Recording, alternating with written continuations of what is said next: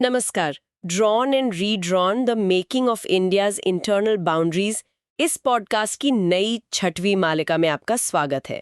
ये podcast India state stories प्रकल्प का एक हिस्सा है जो पिछले 150 वर्षों में भारत की आंतरिक, राजनीतिक और प्रशासनिक सीमाओं में आए बदलावों का अध्ययन करता है। ये प्रकल्प पुणे स्थित फ्लेम विश्वविद्यालय के centre for legislative education and research के सहयोग से संचालित किया जाता है। इस नए सीजन में हम भारत के हर एक मौजूदा राज्य और केंद्र शासित प्रदेशों के बनने का रोचक इतिहास और कथाओं की यात्रा पर निकलते हैं, जिसमें हम उन महत्वपूर्ण घटनाओं, प्रभावशाली व्यक्तित्वों और सामाजिक बदलावों का अन्वेषण करेंगे जिन्होंने इस उपमहाद्वीप को आकार दिया है। इस 16वें एपिसोड में हम मध्य प्रदेश राज्य के गठन की लंबी और जटिल यात्रा को देखते हैं। ये एपिसोड इंडिया स्टेट स्टोरीज पर इसके संबंधित लेख से लिया गया है और इसे गूगल नोटबुक LM का उपयोग करके बनाया गया है। इस लेख को पढ़ने के लिए लिंक शो नोट्स में पा सकते हैं। तो चलिए इस विषय को खोलते हैं। जब हम मध्य प्रदेश के बारे में सोचते हैं तो एक छवि दिमाग में आती है, भारत का हृदय। बिल्कुल। लेकिन आज हम जो नक्शा देखते हैं वो हमेशा से ऐसा नहीं था। ये तो एक जटिल पहेली जैसा लगता है जिसे कई अलग अलग टुकड़ों को जोड़कर बनाया गया था। आज हम इसी पहेली को सुलझाने की कोशिश करेंगे। हाँ, और ये समझना बहुत जरूरी है कि 1956 से पहले आज का मध्य प्रदेश, मतलब जैसा हम उसे जानते हैं, वो था ही नहीं। अच्छा। उसकी जगह पर कह सकते हैं 4 बड़ी और बिल्कुल अलग प्रशासनिक इकाइयां थीं। एक तो था पुराना मध्य प्रदेश, जिसकी राजधानी नागपुर थी, नागपुर, जो आज महाराष्ट्र में है। जी हाँ।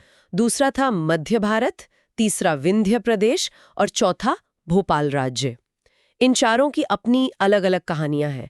आधुनिक मध्य प्रदेश के जन्म की कहानी असल में इन्हीं चारों के विलय की कहानी है। तो ये 4 अलग अलग दुनियाएं थीं जिन्हें एक साथ लाया गया। चलिए इन चारों स्तंभों को थोड़ा और करीब से देखते हैं।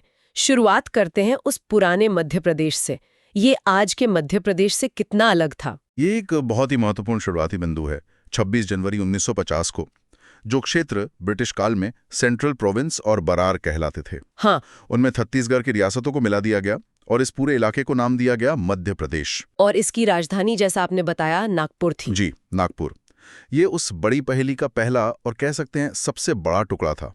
इसमें हिंदी भाषी इलाके भी थे और मराठी भाषी भी, और यही बात आगे चलकर एक बड़े बदलाव का कारण बनी। यहाँ से कहानी और दिलचस्प हो जाती है। पहेली का दूसरा टुकड़ा, मध्य भारत। हमारे स्रोत बताते हैं कि ग्वालियर और इंदौर जैसी बड़ी और बहुत ताकतवर रियासतें थीं। बिल्कुल। उन्हें डर था कि भारत संघ में विलय होने से उनकी पहचान, उनका वजूद ही खत्म हो जाएगा।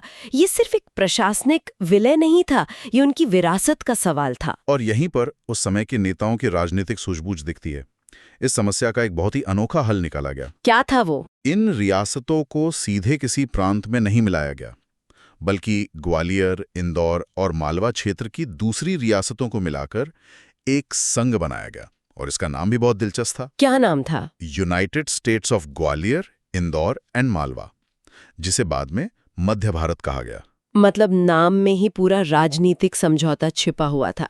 United states of Gwalior, Indore and Malwa. बिल्कुल। ये एक नाजुक संतुलन साधने जैसा था। एकीकरण भी करना था और इन बड़ी रियासतों के स्वाभिमान को, उसे ठेस भी नहीं पहुंचानी थी। ये उस दौर के राजनीतिक समझौतों का एक बेहतरीन उदाहरण है। तो एक तरफ ग्वालियर और इंदौर जैसी बड़ी रियासतों को एक अनोखे फॉर्मूले से साथ लाया गया, लेकिन मुझे नहीं लगता कि सभी विलय इतने सहज थे। विंध्य प्रदेश की कहानी कुछ और ही बताती है। हाँ, विंध्य प्रदेश का मामला बिल्कुल अलग था, बहुत अलग। 1948 में बघेलखंड और बुंदेलखंड की करीब 35 रियासतों को मिलाकर इसे बनाया तो गया। 35 रियासतें। जी, 35। लेकिन ये कोशिश कह सकते हैं कि कामयाब नहीं हुई। स्रोत बताते हैं कि बुंदेलखंड और बघेलखंड के बीच लंबे समय से चला आ रहा झगड़ा था। ये सिर्फ प्रशासनिक विलय था, लेकिन सांस्कृतिक और राजनीतिक दरारें बहुत गहरी थीं। क्या इस कलह की जड़ें, मतलब ये रियासतों के पुराने झगड़ों में थीं या ये आज़ादी के बाद के नेताओं की अपनी महत्वाकांक्षाएं थीं? मुझे लगता है दोनों का मिश्रण था। ये सिर्फ 2 भौगोलिक क्षेत्र नहीं थे। इनकी अपनी अपनी बड़ी रियासतें, अपने इतिहास और अपनी पहचान थी। उन्हें प्रशासनिक रूप से एक करना वो कागज पर तो आसान था, लेकिन असल में ये सत्ता के दो केंद्रों को एक करने की कोशिश थी, जो सफल नहीं हुई। बिल्कुल नहीं। इस आपसी कलह ने राज्य में शुरू से ही राजनीतिक अस्थिरता पैदा कर दी। स्थिति इतनी बिगड़ गई कि गठन के सिर्फ 1 साल बाद ही, यानी 1949 में, एक क्षेत्रीय आयुक्त को राज्य का प्रशासन अपने हाथ में लेना पड़ा। बस 1 साल में? मतलब 35 रियासतों का एक विशाल संघ इतना अस्थिर था कि उसे केंद्र को संभालना पड़ा। हाँ, और आखिरकार 1950 तक इसे एक केंद्र शासित क्षेत्र यानी पार्ट सी राज्य घोषित करना पड़ा। ये दिखाता है कि सिर्फ नक्शे पर लकीरें खींचने से एक राज्य नहीं बनता। उसके लिए राजनीतिक इच्छा शक्ति और सामाजिक सामंजस्य भी उतना ही जरूरी है। विंध्य प्रदेश का प्रयोग इस बात का एक जीता जागता सबूत था। और अब पहेली का चौथा और आखिरी टुकड़ा, भोपाल। इसकी भी अपनी एक अलग कहानी रही होगी। सही कहा। योजना तो इसे मध्य भारत में मिलाने की थी, पर ऐसा हुआ नहीं। तो फिर क्या हुआ? विलय समय पर नहीं हो सका, तो 1 जून 1949 को भारत सरकार ने इसे एक केंद्र शासित क्षेत्र के रूप में अपने अधिकार में ले लिया। फिर 1950 में जब संविधान लागू हुआ तो इसे पार्ट सी राज्य का दर्जा दिया गया। 1 मिनट, ये पार्ट सी राज्य क्या होता है? हमारे कई सुनने वालों को शायद इसका मतलब ना पता हो। ये एक अच्छा सवाल है। उस समय भारत के राज्यों को प्रशासनिक सुविधा के लिए ए, बी, सी और डी इन 4 श्रेणियों में बांटा गया था। अच्छा। पार्ट ए राज्य वो थे जो पहले ब्रिटिश भारत के प्रांत थे, जिनकी अपनी चुनी हुई सरकारें थीं। पार्ट बी बड़ी रियासतें या उनके संघ थे। और पार्ट सी राज्य वो छोटे प्रशासनिक क्षेत्र थे, जैसे भोपाल, अजमेर, दिल्ली, जिनका शासन सीधे केंद्र सरकार करती थी। बिल्कुल, केंद्र सरकार द्वारा नियुक्त कमिश्नर या उपराज्यपाल के माध्यम से। तो भोपाल भी सीधे केंद्र के नियंत्रण में आ गया। तो अब तस्वीर साफ हो रही है। हमारे पास ये 4 हिस्से हैं। नागपुर वाला पुराना मध्य प्रदेश, ग्वालियर इंदौर वाला मध्य भारत, अस्थिर विंध्य प्रदेश और केंद्र के द्वारा शासित भोपाल। 1956 में इन चारों बिल्कुल अलग-अलग टुकड़ों को मिलाकर वो मध्य प्रदेश कैसे बना, जिसे हम आज जानते हैं? ये एक बहुत बड़ी प्रशासनिक सर्जरी जैसा था। और ये सर्जरी की गई 1956 के राज्य पुनर्गठन अधिनियम के जरिए। ये भारतीय इतिहास में एक मील का पत्थर था, जिसने पूरे देश का नक्शा ही बदल दिया। हाँ, और इसका मुख्य आधार था भाषा। मध्य भारत, विंध्य प्रदेश और भोपाल, जो सभी मुख्य रूप से हिंदी भाषी क्षेत्र थे, उन्हें पुराने मध्य प्रदेश के हिंदी भाषी हिस्सों के साथ मिला दिया गया। लेकिन इस प्रक्रिया में सिर्फ जुड़ाव ही नहीं हुआ, कुछ अलग भी तो हुआ था। पुराने मध्य प्रदेश का एक बड़ा हिस्सा उससे छीन भी लिया गया था, है ना? हाँ, एक बहुत ही महत्वपूर्ण बिंदु है। विलय की इस प्रक्रिया में विभाजन भी शामिल था। जो पुराना मध्य प्रदेश था, उसका मराठी भाषी विदर्भ क्षेत्र, जिसमें राजधानी नागपुर भी थी। बिल्कुल, नागपुर समेत पूरे विदर्भ को मध्य प्रदेश से अलग कर दिया गया। उसे उस समय के बॉम्बे राज्य में मिला दिया गया, जो बाद में महाराष्ट्र और गुजरात में बटा। तो एक तरफ हिंदी भाषी इलाके जुड़ रहे थे और दूसरी तरफ मराठी भाषी इलाका अलग हो रहा था। जी हाँ, यह भाषाई आधार पर राज्यों को बनाने का एक बहुत बड़ा राष्ट्रीय अभियान था। नागपुर, जो इतने समय से राजधानी थी, उसके चले जाने से इस नए विशाल राज्य को एक नई राजधानी की जरूरत पड़ी।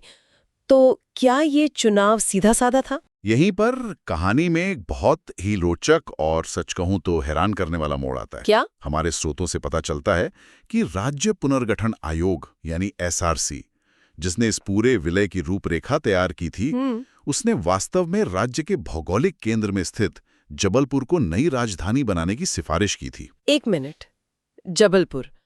लेकिन राजधानी तो भोपाल बनी। यही तो बात है। आयोग ने जबलपुर को चुना। वो तो आज भी राज्य का एक अहम शहर है, हाईकोर्ट वहीं है और भौगोलिक रूप से वो बिल्कुल बीच में भी है।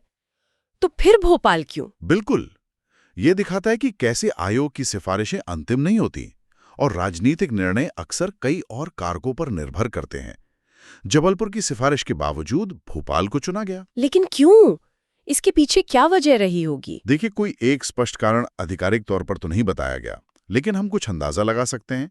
हो सकता है कि भोपाल, जो तब तक केंद्र के सीधे नियंत्रण में एक छोटी इकाई था, उसे चुनना राजनीतिक रूप से ज्यादा तटस्थ और आसान रहा हो। मतलब अगर ग्वालियर या इंदौर को राजधानी बनाते तो शायद दूसरे को आपत्ति होती। मुमकिन है। ग्वालियर और इंदौर दोनों ही सत्ता के पुराने और शक्तिशाली केंद्र थे। किसी एक को चुनना दूसरे की नाराजगी का कारण बन सकता था। वहीं भोपाल एक तरह से खाली स्लेट जैसा था। इस पर एक नई प्रशासनिक राजधानी की कहानी लिखी जा सकती थी। सही कहा आपने।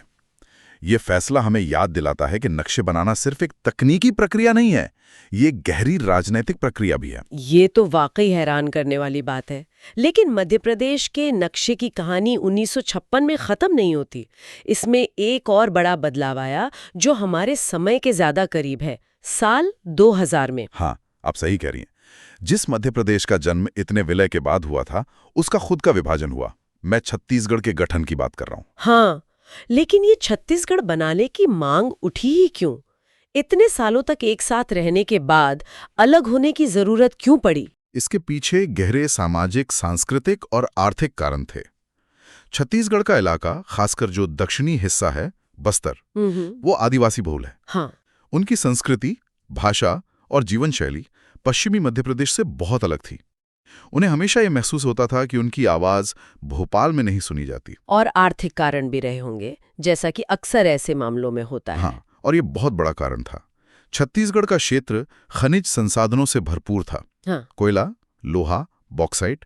लेकिन स्थानीय लोगों को लगता था कि इसका फायदा उन तक नहीं पहुंच रहा है। उन्हें लगता था कि संसाधन उनके क्षेत्र से निकाले जा रहे हैं, लेकिन विकास, उद्योग और शिक्षा के अवसर, वो सब भोपाल और पश्चिमी मध्य प्रदेश में केंद्रित हैं। यही भावनाएं धीरे धीरे एक अलग राज्य की मांग का आधार बनी। तो ये एक पहचान और विकास दोनों की लड़ाई थी, और आखिरकार साल 2000 में ये मांग पूरी हुई। बिल्कुल। संसद में मध्य प्रदेश पुनर्गठन अधिनियम पारित किया गया और 1 नवंबर 2000 को मध्य प्रदेश के पूर्वी हिस्से को अलग करके छत्तीसगढ़ को भारत के 26वें राज्य के रूप में बनाया गया। और राजधानी बनी रायपुर। जी, रायपुर। इस तरह जिस मध्य प्रदेश का जन्म 1956 में 4 अलग-अलग इकाइयों के विलय से हुआ था, उसी का 44 साल बाद फिर से पुनर्गठन हुआ। यह सीमाओं के लगातार विकसित होने की प्रक्रिया को बहुत स्पष्ट रूप से दर्शाता है। तो अगर हम इस पूरी यात्रा को संक्षिप्त में देखें, तो मध्य प्रदेश का नक्शा सिर्फ एक भौगोलिक रेखा चित्र नहीं है। यह एकीकरण, राजनीतिक समझौतों, क्षेत्रीय विवादों और पुनर्गठन की एक जीती जागती कहानी है। बिल्कुल। 4 प्रमुख इकाइयों से एक विशाल राज्य का बनना और फिर दशकों बाद उसका 2 राज्यों में विभाजित हो जाना। यह एक असाधारण यात्रा है। अगर हम इसे एक बड़े परिप्रेक्ष्य में देखें, तो ये साफ हो जाता है कि आधुनिक भारत की आंतरिक सीमाएं कोई प्राचीन या पत्थर की लकीरें नहीं हैं। वे 20वीं सदी के मध्य और उसके बाद की खास ऐतिहासिक, राजनीतिक और सामाजिक प्रक्रियाओं का नतीजा है। आप सोचिए, उस दौर के किसी आम नागरिक के लिए ये कितना बड़ा बदलाव रहा होगा। एक दिन आप भोपाल राज्य के नागरिक हैं, अगले दिन आप एक विशाल मध्य प्रदेश का हिस्सा हैं। पहचान की ये परतें रातों रात बदल रही थीं। और सुनने वालों के लिए एक विचार। आज हमने बात की कि राजधानी के लिए सिफारिश जबलपुर की थी, लेकिन चुना भोपाल को गया। ये सोचने पर मजबूर करता है, किसी राज्य के निर्माण में ऐसे महत्वपूर्ण राजनीतिक निर्णयों को भूगोल, तर्क या आयोग के सिफारिशों के अलावा और कौन से कारक प्रभावित करते हैं? वे कौन सी अदृश्य राजनीतिक और सामाजिक शक्तियां हैं जो उन नक्शों को आकार देती हैं जिन्हें हम आज सच मानकर चलते हैं?